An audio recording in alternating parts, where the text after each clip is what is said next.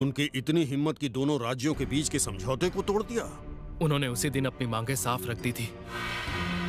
Dungeon का अधिकार आपको हमें सौंपना पड़ेगा, और साथ ही इसमें भी आपकी भलाई होगी अगर आप अपने कुछ फौजियों को भी हमारे हवाले कर दें। काफी दिलचस्प हैं आप। मैं आप जैसे धोखेबाज को अपने देश की जिम्मेदारी नहीं दे सकता।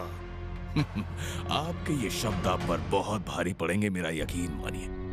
उस हादसे के बाद राज्य में खतरा काफी बढ़ गया है, आप तो जानते हैं। शायद अब वक्त आ चुका है। भैया। लेन, तुम यहाँ?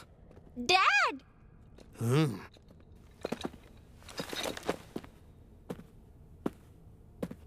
तो क्या ये लिन के डैड हैं?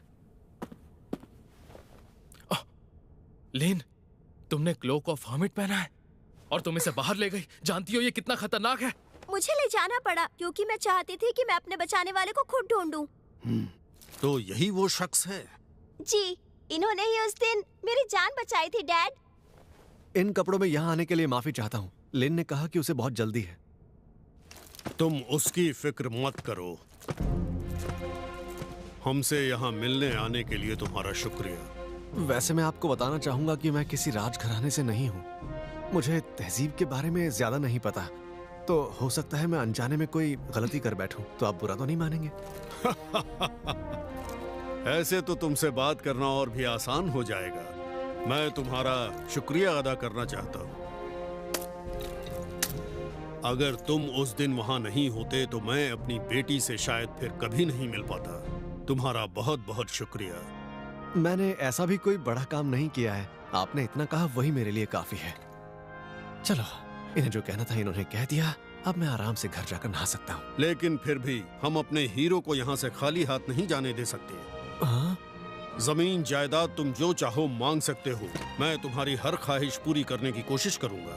तो बताओ तुम्हें क्या चाहिए? नहीं, मुझे ऐसा कुछ नहीं चाहिए। सच में? तुम्हें जमीन दौलत कुछ नहीं चाहिए? तो डंजन का खजाना कैसा रहेगा? मेरे राज्य में दुनिया का सबसे प्राचीन डंजन है। हमारे शाही खजाने में वो सब कुछ है जिसके बारे में तुम सोच भी नहीं सकते। अगर तुम चाहो तो मैं उसका आधा हिस्सा तुम्हारे नाम कर सकता हूँ। डैड, आप मजाक कर रहे हैं ना? माफ कीजिए, पर मुझे वो भी नहीं चाहिए। सच कहूं तो मुझे इन बड़े इनामों में कोई दिलचस्पी नहीं है। आपने पहले जो कहा मेरे लिए उतना ही काफी है।